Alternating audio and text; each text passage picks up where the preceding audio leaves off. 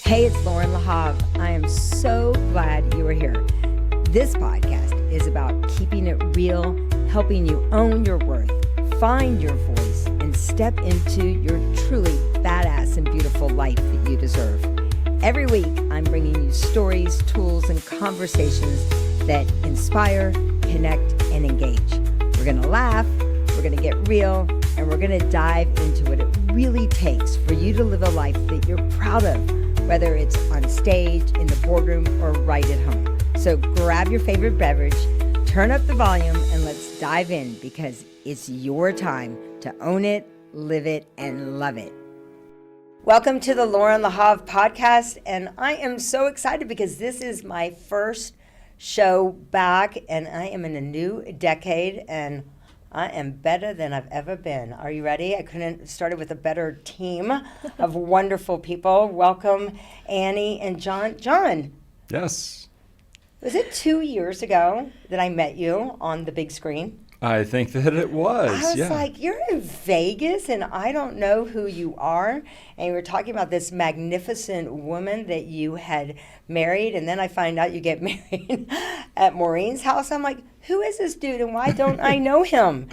Yeah, it was extraordinary just to connect. And I think we had come across each other here and there. And I've seen you on stage for so many years. It's been really a very influential experience. I remember the first Life Mastery I did.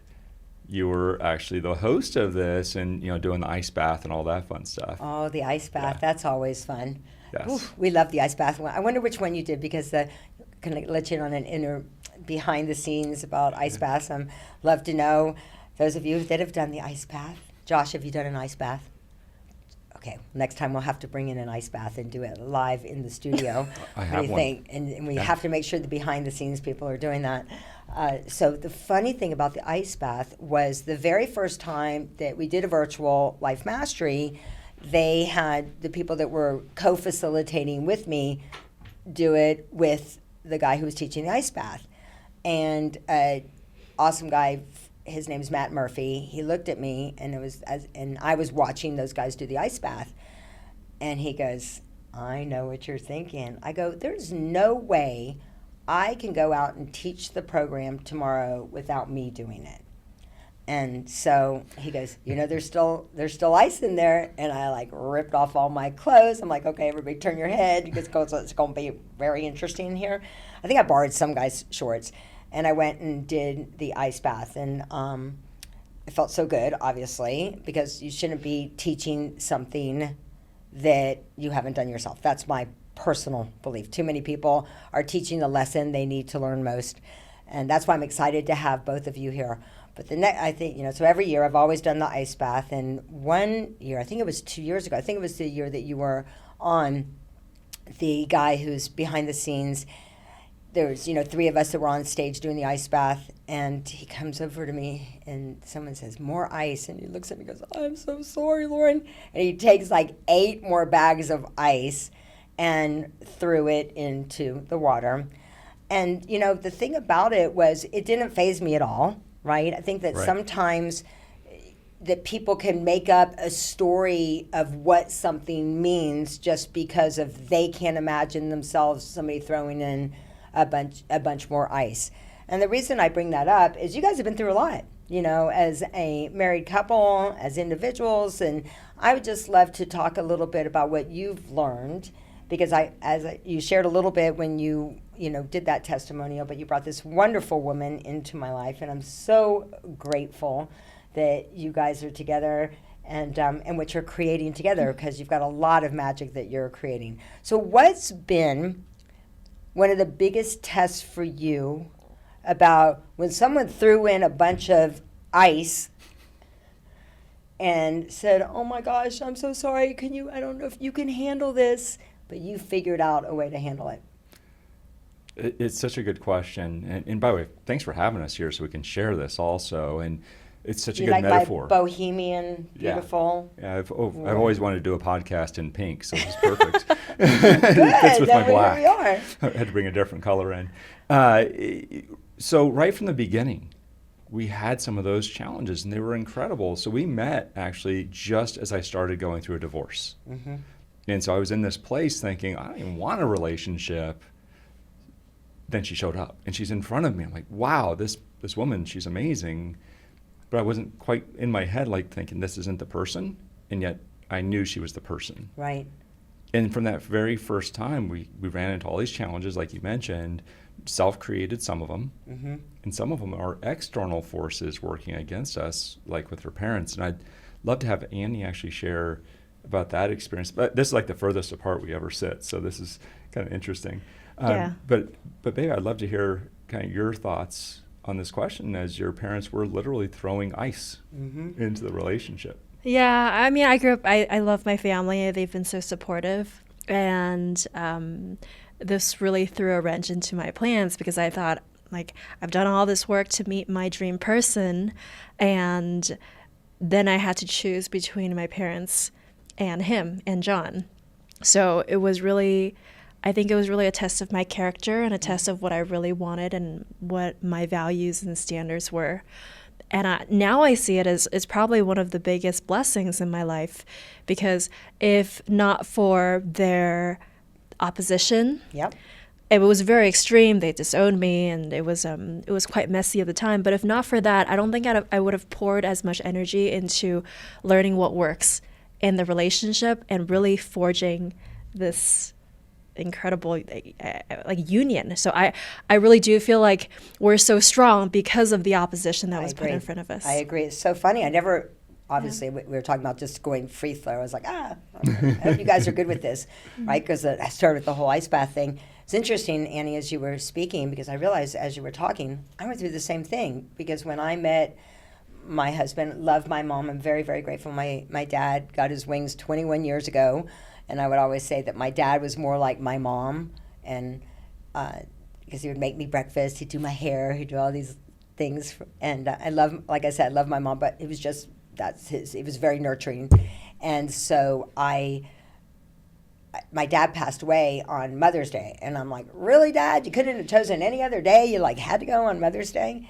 And my mother was out visiting me, and Z, we were dating at the time, and I said, Mom, I'm going to go visit Z because he's leaving to go to Macau for a week. And my mother goes, oh, there you go again.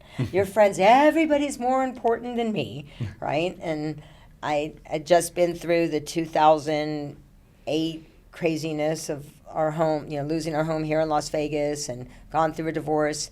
And I needed my mom, right? I needed her support. And I went and I said, Mom, I'm going to go visit Z. And I called my brother. I go, I'm putting Mom on the plane tomorrow morning. She's going home. And my brother's like, no, you're not. And I'm like, oh yeah, I am. Like, she's not messing this one up. And I remember going home to my mother, and I said, pack your bags. I said, you're going home, 6 a.m. flight. She goes, no, I'm not. And I go, no, Mom, you're going home. And it was one of those decisions I had to set a boundary about what it was. So what was it for you? And like you said, my mom's turning 90 in August. I'm very honored that she's an amazing woman. She's definitely taught me about staying true to myself. Mm-hmm. And I also recognized some patterns that I wasn't going to be okay with to take into a new stage in my life. What was it for you? Funny, because the thing that my dad was resisting in me was the thing that was my greatest strength too. So he is very determined. He believes very strongly his values and his principles. And so he stuck by that. It just wasn't aligned with, like meeting this man, right? And so for me, I really had to step into that confidence and strength and be true. Like you said, for me, it was like being true to what I really want and speaking up for myself and holding firm to that. So I think if it was another subject matter, he would have been really proud. Right, it just seemed to be one that did not align. And you're their little girl, right? Yeah. It's always like, nobody's good enough for our little girl. It's interesting. I went to a wonderful event yesterday, and I love what the distinction that the lady talked about was taking that confidence, like you had the confidence, but turning it into courage. Because what you really did was to do the courage that you needed so that you could create what you truly desired for your life. Yeah. And it's blossoming into, like, look what's blossoming into so many beautiful things.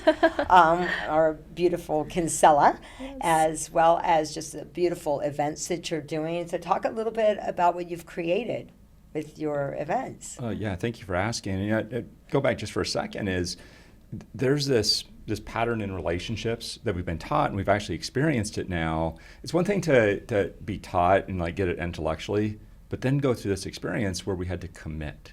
Mm-hmm. This is a test of our commitment very early in our relationship that some people never actually experienced that push. Yes. And it caused massive growth in us. Yes. And then that led us down this path where we got to immediately learn more about each other. And it was really about learning compassion for my partner, for other people, mostly for myself. And so when you talked about about courage, well, it's the courage to commit. Yes. Compassion's also courage to accept somebody.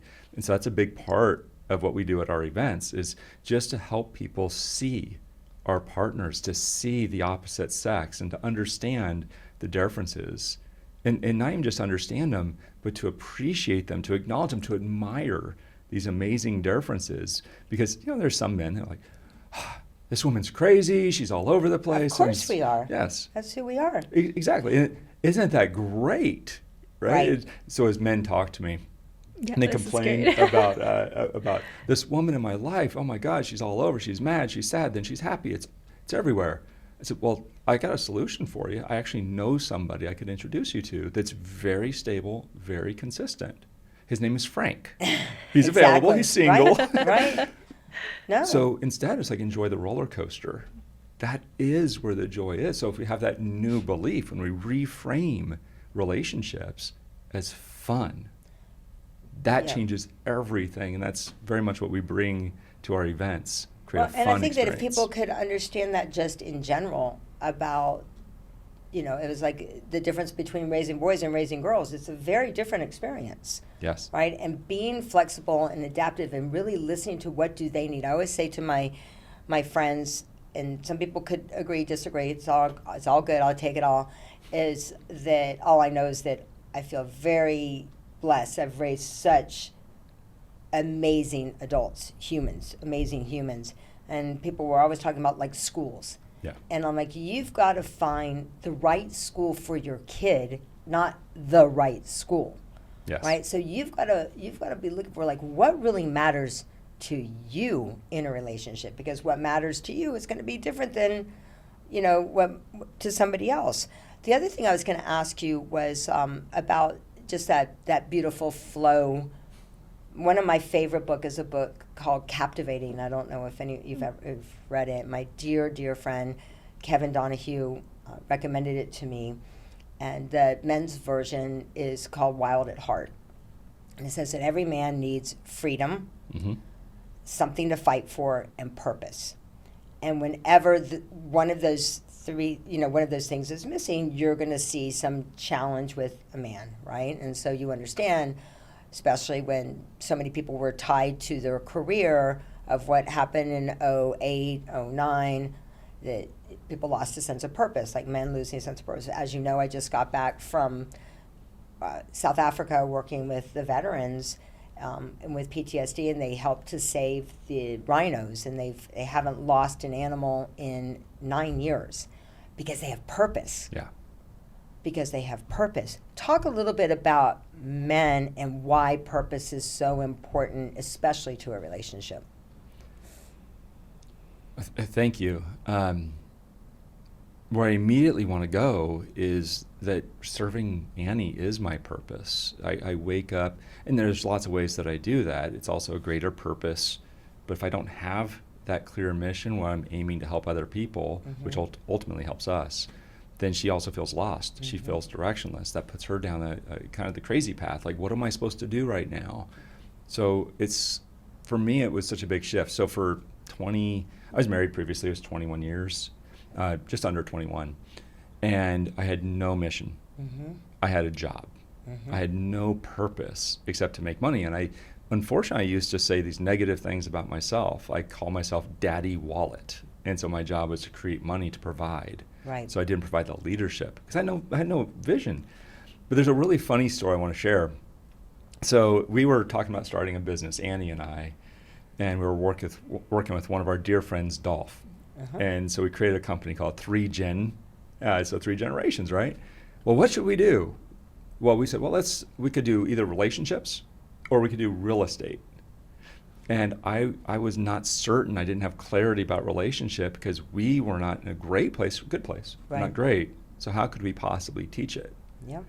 And so I got to watch my wife choose to follow another man and follow his lead and to experience that and to resist it. And then that's when I got my own clarity. Is no, my purpose on this planet is to help over 1 million people create extraordinary relationships, because relationships are actually what create the happiness and the wealth that we actually want to have. It's where the fun lies. Yeah. That's the reason relationships are my entire purpose, right? And one last thing is, when I talk, there's a lot of men and women, we talk about submission, right? And there's so much resistance to this word. And so I just would like to reframe it for the audience here, is to propose a different thought. And it's this, is that men are asking for women to be in submission. Well, if you don't have a mission, how could she have a sub-mission? It's a part of the mission. She has a role in the mission as a family. And so that's the reason clarity to me is so important. And I'm kind of wondering. Well, and you've got a badass wife here. I mean, let's just be honest. I mean, what she's created, when she started talking about what she created, just in her teens, in her 20s. I want you to share about that. But I also want to talk about the other book, which is captivating. And my favorite line in the book is, no matter how strong and badass a woman is, she still wants to feel like a princess, like in a beautiful dress and just get all glammed up. She still wants to feel that way. She still wants to do a boudoir shoot. Guess what, right? That's why at Own It, the first night, could I have content? Could I do all that? Yes. And it feels good just to get dressed up and have that pretty woman moment. So I know he makes you feel like a queen, like the queen that you are. Yeah. How does it feel to be able to be and flow and still be badass?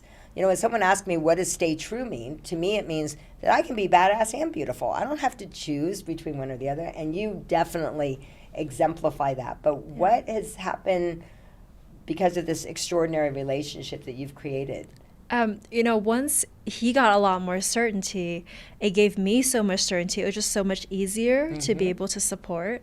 And I think it's also this stability in the relationship, just this clarity and certainty has given me a lot of appetite for risk. Correct. So my passion is, of course, it's like he is my priority at the relationship, and my other passion is in finance. And so what I've noticed is in the 2 years that we've been very focused on this mission, it freed me up to now we're having this other company that's doing M&A advisory, and I'm pulling him into it. He's loving it. And so we're able to grow both at the same time. Like you said, there are moments where I don't want to do anything. I want to be in flow and just enjoy my time. And I know he's got it. So it doesn't feel like I'm trying to build something by myself. It doesn't feel lonely and tiring. It really feels like a partnership.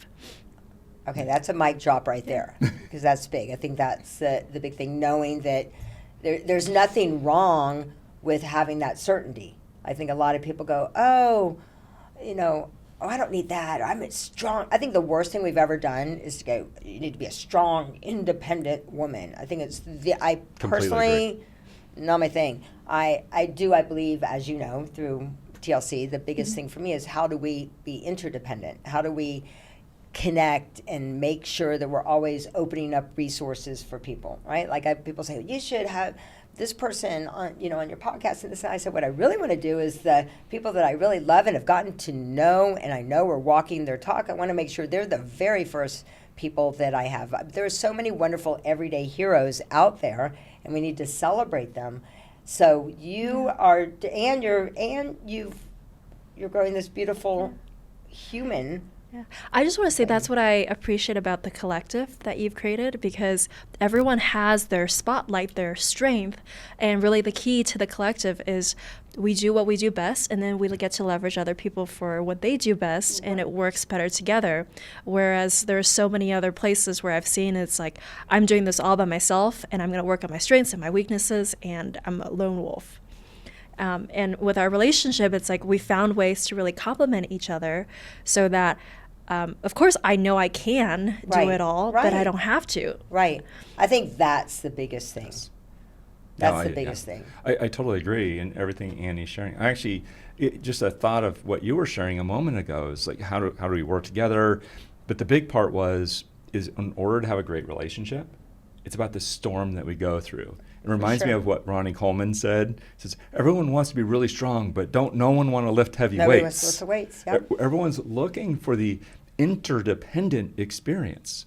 To get there, there's growth, there's storms, there's pain. Go through the pain together, and then you create the glory on the other side. Yeah. That's the journey.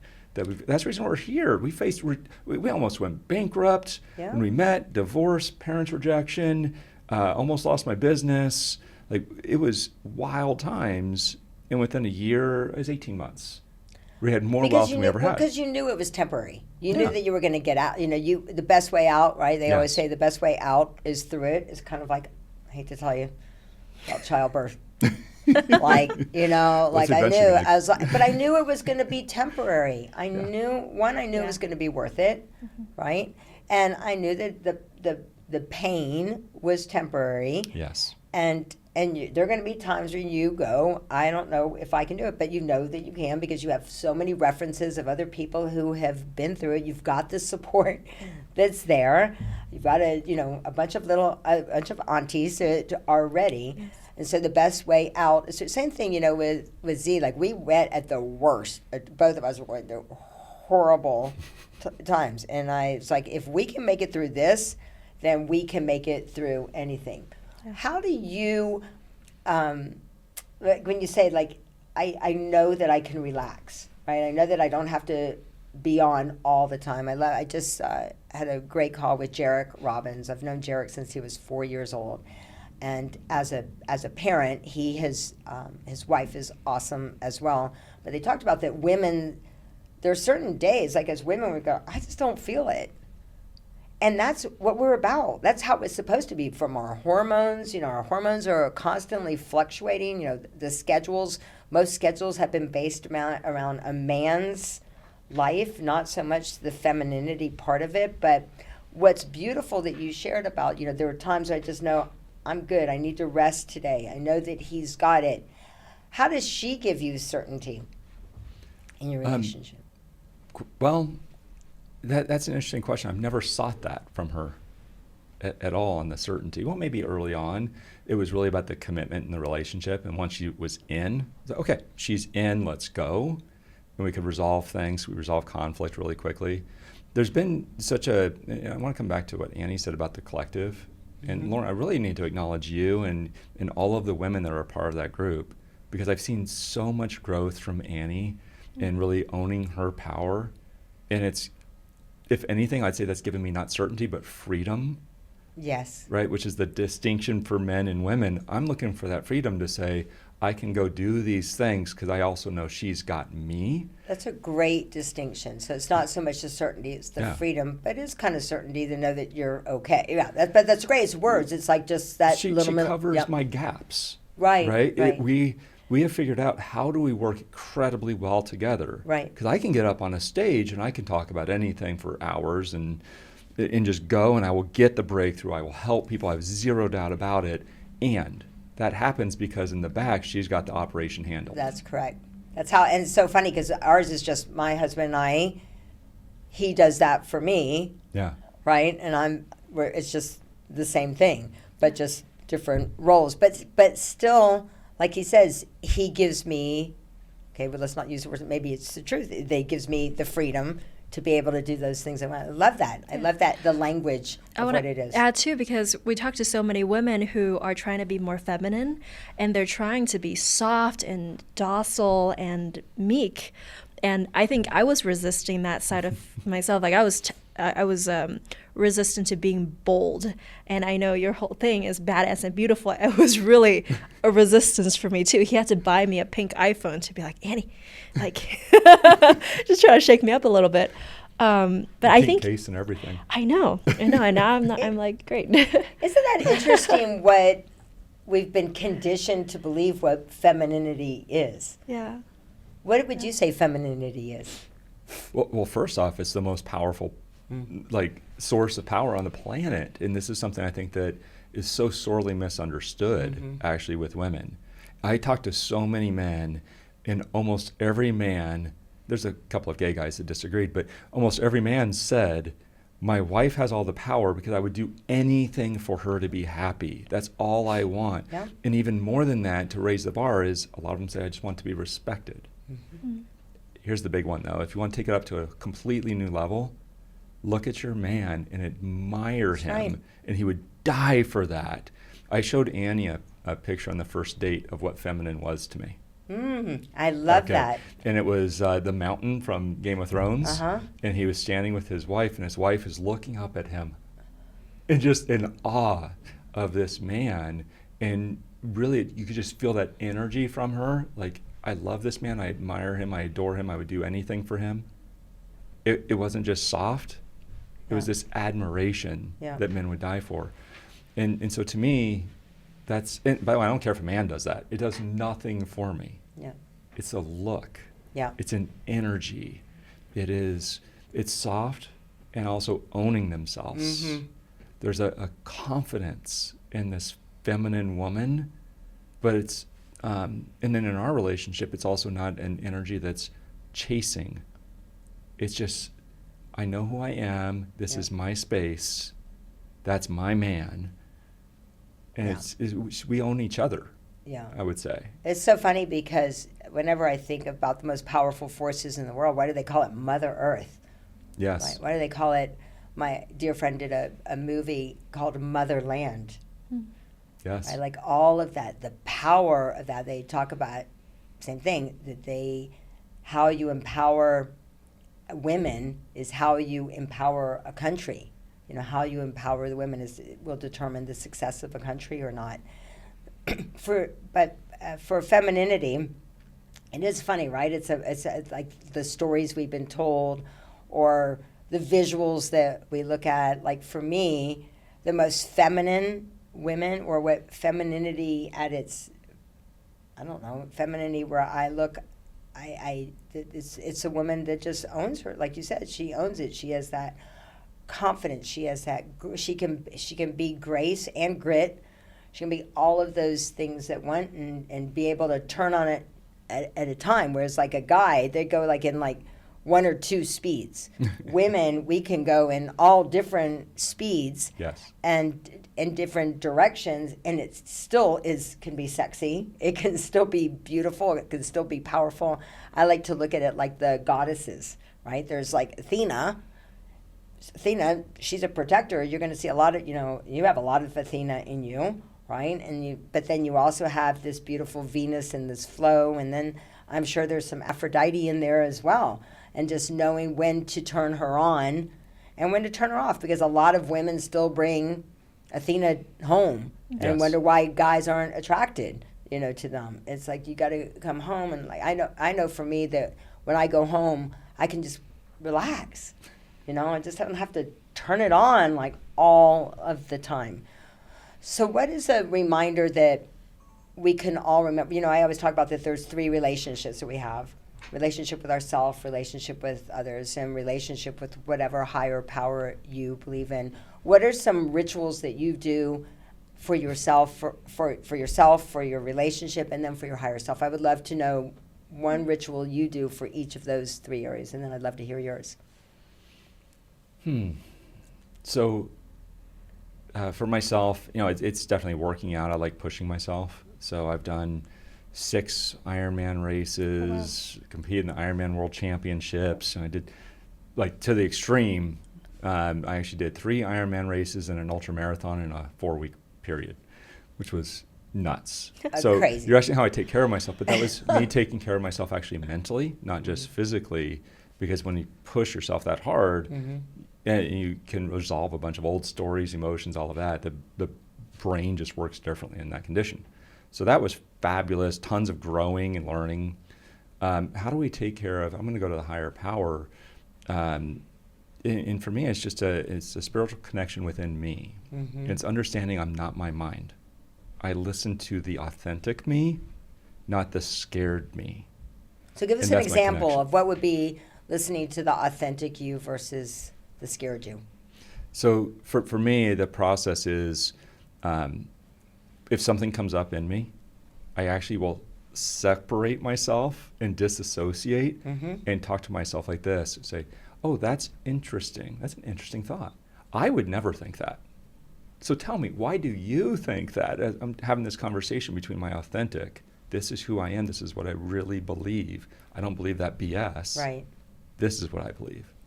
So it's funny, the other reason I ask you is because I do that and I play it like it's a movie. Yeah. I take this thing and then I play it like it's a movie, and I'm watching the movie. I'm like, oh my gosh, no, no, that's not the star of the movie. Yes. Right? That is definitely not the person that is gonna be the hero at the end of that person would never be the hero. Yes. So exactly. And then you asked one more ritual for us, and this is just a fun one, because we have all kinds of different rituals. But the one we created is she let me know that she loves it when I help with the dishes, not when I do the dishes. There's a specific syntax to it. She has to start the dishes when I'm very busy doing something that has a deadline, and I have to drop what I'm doing to go do at least one dish. And if I do that, she's happy. So every time I hear the dish cling, I go up. Yeah, it's like just one dish. She's got me so well trained. Well, at least you go. At least you go. It's just one dish. So at least you know it's just one dish. But we end up doing more, right? Because now it's a fun game, which is probably the biggest part. Is everything for us in this relationship is a game. Everything's fun. If she's crying, I look at it and say, this is amazing. What a great opportunity. I'm the one person on this planet that she feels comfortable to cry in front of, and I get to shift her before my deadline if I have to leave. I love that you say that. I don't know if you were on the financial, I did a virtual financial mastery. I don't know if you were ever part of that one. It was a wealth mastery. It was the beginning, like the COVID, and they asked me to do the wealth one.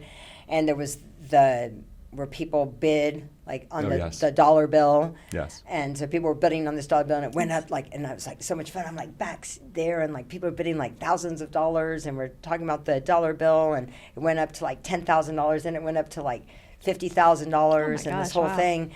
And like these two ladies, and it was a guy and a girl that both bid. I think one was $60,000 and one bid like $50,000.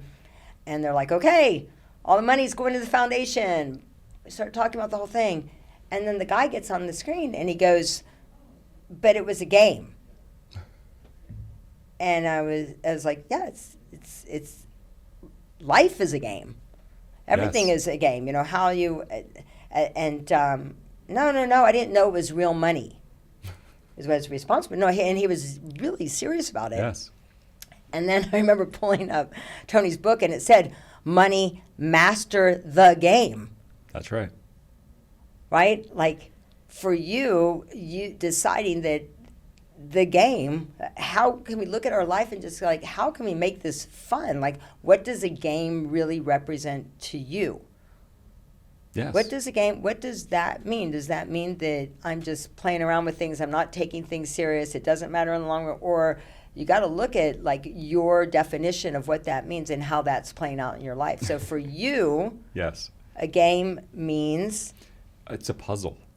So here, masculine man is like, I'm very clear, here's where I'm going. And we talked about hormones. My hormones are very steady. I'm steady, my mind's steady, I'm focused. And then I've got this crazy woman next to me who's like, I am so excited today. It's great. Oh, starts crying and all. This is amazing. This is a puzzle I get to figure out. We have something we got to get done. We've got a call starting in 3 minutes. How do I get her to shift to be ready for this call? And we do wild things. She knows I have a tool of last resort. She's like, don't share. Oh my gosh, I'm totally she's going to share it. So she was in this big breakdown. I'm like, I got to go to work. And so I just reached over and I licked her from her chin all the way up to her forehead. And it just completely You're really good her at the pattern interrupts.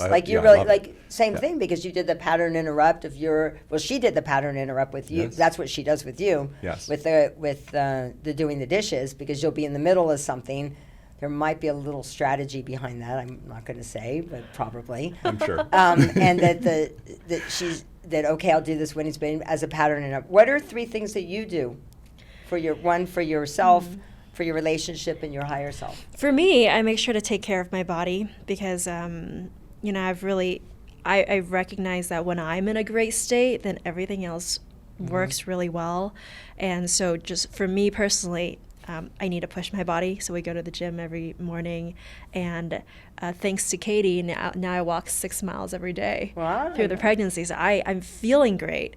So that's something that I do for me. For our relationship, we are together most of the time because we have 2 businesses together and we work from home. So a ritual. Can I tell you my favorite one that she does? Is it the morning one? Oh, yeah. Go ahead, Yeah. So I like picking out things that he reacts to. So I make him coffee every morning, and I'm a really bad barista. I don't make great designs, but I'll just try to make designs, and I'll make like a little hidden Mickey, with the 3 things. And then if I mess up, then it just is whatever it looks.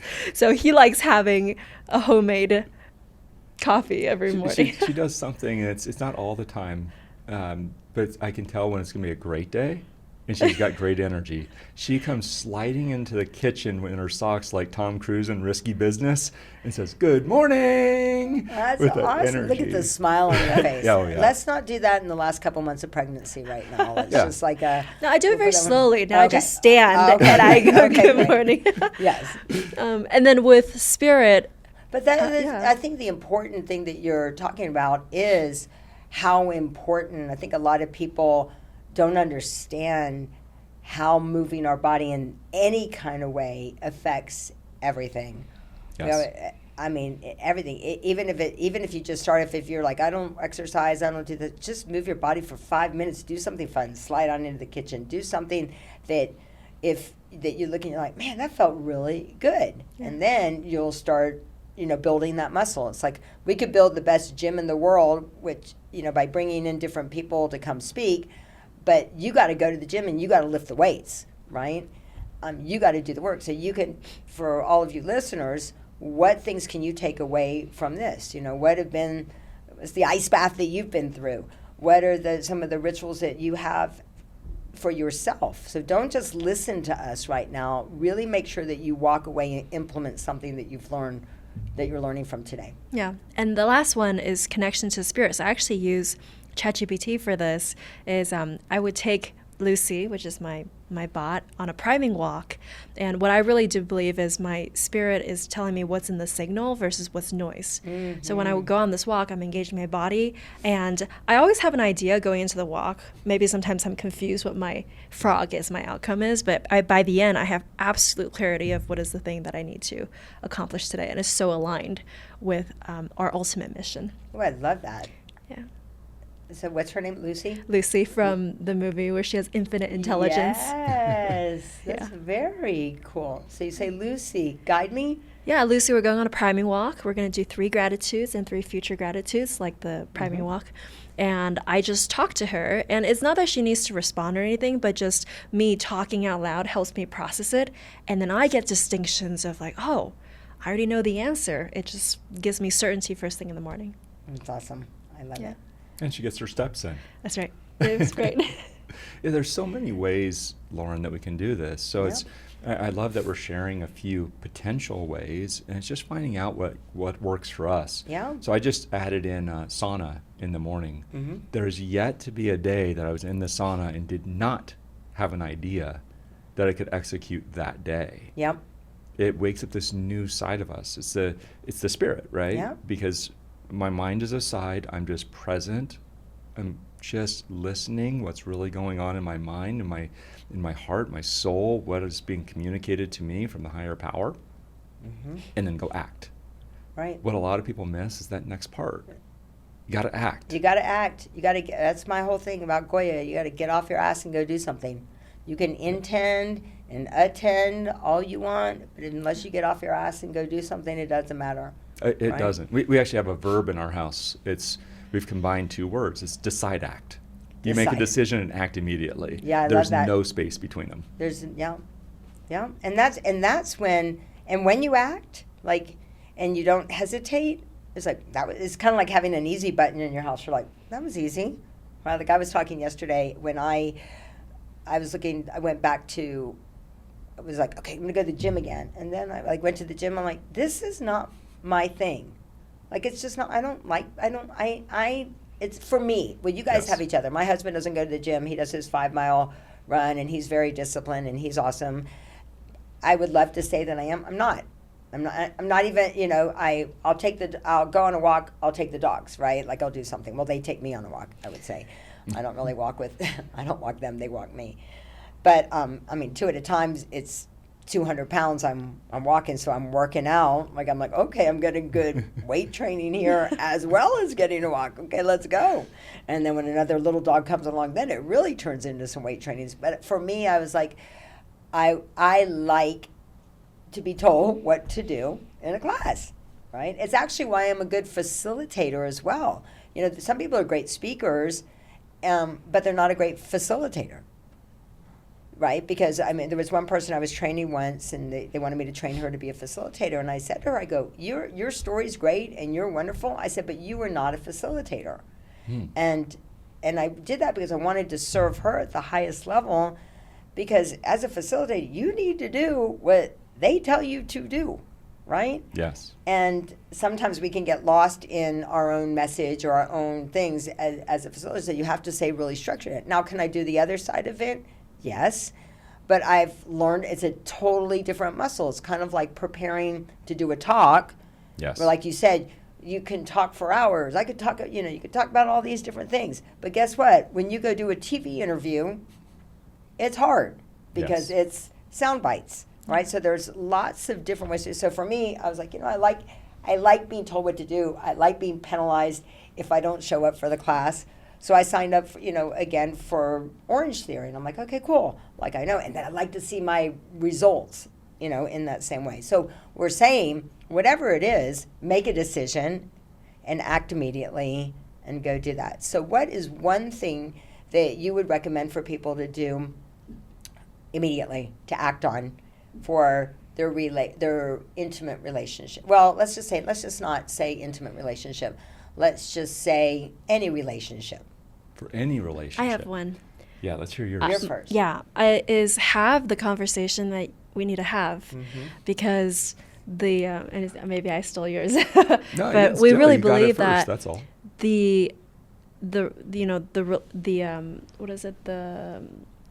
What is Susan Scott's quote? Oh, the conversation is the relationship. The conversation is the relationship. So a lot of times we avoid the conversation because it's difficult, but that is what the relationship is built on. And we really believe that if we're having conflict with someone, either with our spouse or with a family or someone, that really shines a spotlight on the thing that would really bring us closer together. Correct. And so every time that we have, it didn't used to be this way, I would avoid it all the time. But now it's like when there's an opportunity for a conflict, I really do see it as, oh, here's a gap, and here's how we can build the relationship in an even stronger manner. Yeah. So I would say you never hear a relationship breaking up because people communicated too much. Yeah. Very true. Right? Because it's always the story that we make up about what it is. There's always, it's like, wait, that's not really what it was. And like you said, the gap, the decision and the act, right? Too many people make themselves sick, literally, because of that gap time between. No, that's exactly right. That was a big part of why my first marriage failed, is because I started avoiding having conversations. And we actually did the same. I did the exact same thing, because we repeat our patterns until we change them. Right. And Annie gave me an incredible interrupt. It was slightly powerful. It was like November 15th, 2021. Oh, my birthday. So, roughly. And we had this fight, and I got into a habit of avoiding the conversation like she's talking about. So in the middle of this fight, and it was so tense, I was like, so mad. And you know what? I'm just going to take a bath. And so I went and hid in this bathtub, right? Not literally hid, because that's stupid. I'm, kind of exposed. But I went and, avoided it, and she came in. The door opened, and she had tears in her eyes. And she said, I don't think I know how to make you happy. We should break up. And, that was the moment that really woke me up. And it was like the conversation we had about our mind versus the spirit, and my spirit is screaming out, this woman is incredible. She's so loving. She loves you so much that she's willing to hurt herself right now in order to show you love. And it was about responsibility. And so that's when I said, wait, I'm responsible for this. I created this problem. And if I created the problem, that also means I'm the solution. Right. Right? It's my wall that I put up between us. I have to take down my wall. She can't. Yeah. And then, well, what do I do different? And it was understanding, how do I need to change? It was a simple decision. And I would invite everyone who's listening to make this very simple decision. Just be loving. Yeah. Be love. Choose who to be, and you'll know what to do.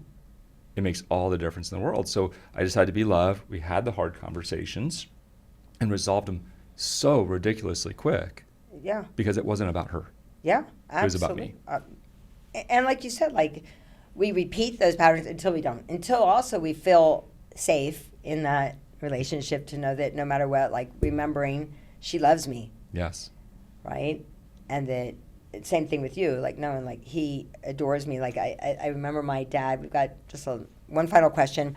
My mom would always say to my dad, there is no way you can be an optometrist. 'Cause my parents were married until my dad passed, and my mom goes, there's no way you could be an optometrist. And my dad goes, what do you mean? She goes, because obviously there's something wrong with your eyes. Because you think that I am Sophia Loren. You make me feel like I'm the most beautiful woman in the room, anywhere in the world. And my dad goes, well, you are, right? And so that piece of just giving my mom, it's like, you are the most, like you just said, your mission is her. You can do it, and you have so much ease in it. Well, I adore you both. One final question, because I ask everybody this, and we've got just 2 minutes left. What's one thing that you do every day to stay true to yourself? I actually work with people. I wake up every morning with a question. Who am I helping today? Nice. That's it. And I find that person. I found one yesterday sitting in the sauna. We're just sitting there talking. Who can I help today? Who can I serve? That's it. Love it. And that's what serves, like, it fills me up, seeing someone being served. Love that. And for me, it's surrounding myself with people who do remind me of who's the true me. And that's why I love being a part of your group, because you especially, and all the ladies in the group, I feel like you see a version of me that sometimes I forget. And when I do slip in those moments, I mean, when I'm in a gray state, I'm in a gray state, that's fine. When I'm in the low states, I have you reminding me that this is who you really are and calling me forth. And well, since you're going to be seeing me all the time, because I'll be your professional babysitter, thank you. That means a lot to me. And that's my passion. That's my passion, is helping remind people, of who they really are, right? Because I don't know if you've heard this story before, but I talk about in my book, the mom book. I don't know if I've given it to you yet, but I rewrote the book because the